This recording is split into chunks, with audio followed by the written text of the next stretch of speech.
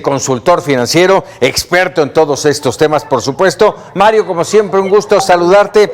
¿Cómo homologar estos dos sistemas? ¿Es posible?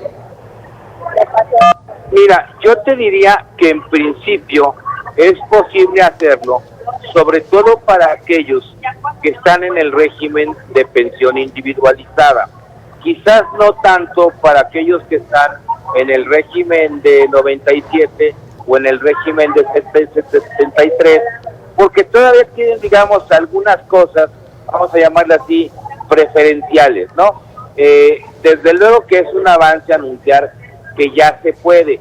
De hecho, ya se podía hacer.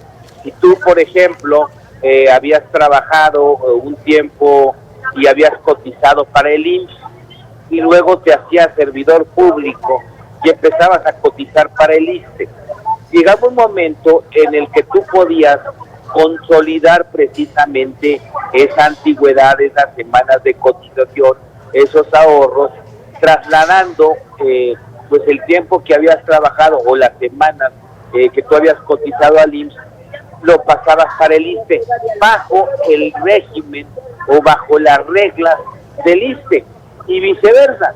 Si yo había trabajado una época como servidor público y luego cotizaba a la iniciativa privada y lo que quería era consolidar a donde estaba cotizando actualmente, pues obviamente mi antigüedad, mi dinero, los ahorros que tenía se pasaban al IMSS, pero bajo el régimen del IMSS. Yo creo que lo primero que habría que hacer, no va a ser fácil, pero tampoco es imposible, es homologar. Ustedes recordarán, por ejemplo, que me parece que el año antepasado se llevó a cabo una reforma a la ley del IMSS, en donde, entre otras cosas, habían reducido las semanas cotizadas para que tú pudieras tener una pensión. Esto fue una de las reformas del gobierno. Claro que esto era pues un mayor costo para las finanzas públicas, pero también es cierto que ayudaba a muchas personas para que tuvieran acceso a una pensión.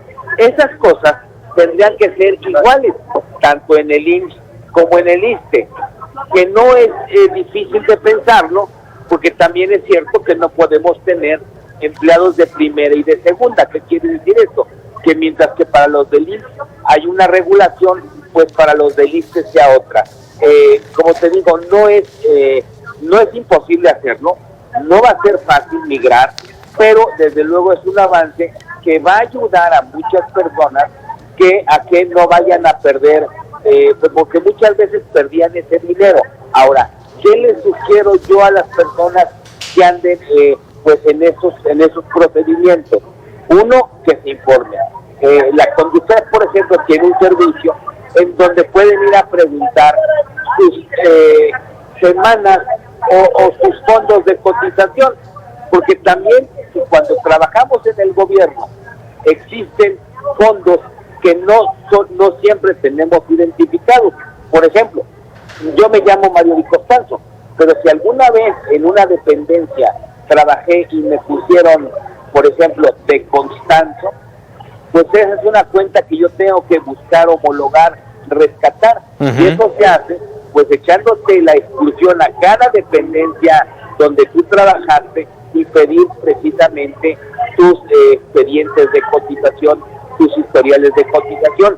Es lo mismo en la iniciativa privada cuando estás haciendo estas búsquedas para cuando muchas personas lo hacen ya pues cuando llegue el momento de suspensión. Pero desde luego es un gran avance. El problema es tenerlo sistematizado porque es un procedimiento pues complicado, a veces muy duro, engorroso y complicado.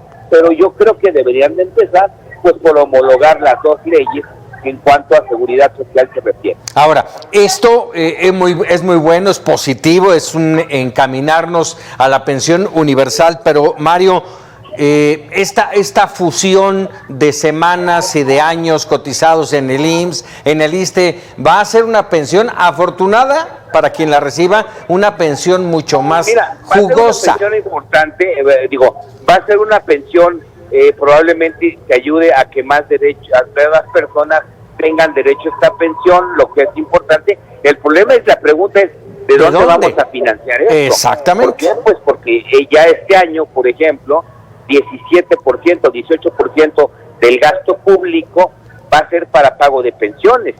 Hoy, imagínate cómo va a ir multiplicándose esta carga. Es decir, qué bueno ayudar a las personas a que no pierdan sus antigüedades, porque por el otro lado yo te diría también en la semana hubo una nota por ahí en donde el IMSS quiere recuperar estas pensiones o estas cuentas que no tienen aparentemente dueño. Sí. A lo mejor, si tú quieres, en otra ocasión podemos platicar de esto, pero así como en algún momento se planteó que el Estado recuperara estas cuentas que no tenían movimiento, pues algo similar se quiere hacer con las AFORES. Entonces, pues por un lado quieren favorecer y ayudar a la gente presentando estos regímenes, pero por el otro lado pues puede haber mucha gente que pierda su Afore. Hay 18 millones de cuentas con un saldo de más de 200,000 millones de pesos de personas, de dinero de personas que se podrían perder.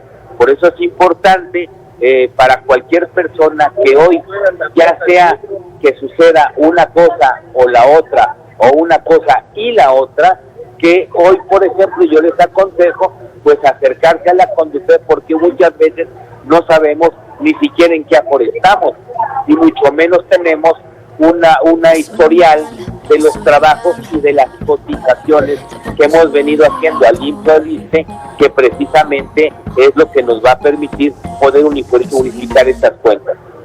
Pues habrá que estar muy atentos, mucho que hablar todavía de este tema. Mario Di Costanzo, te agradezco como siempre que nos regales unos minutos aquí en Mega Noticias. Al contrario, Paco, muy buenas noches y un saludo a ti y a todo tu auditorio. Muchísimas gracias, Mario Di Costanzo. Un tema que habremos de seguir puntualmente.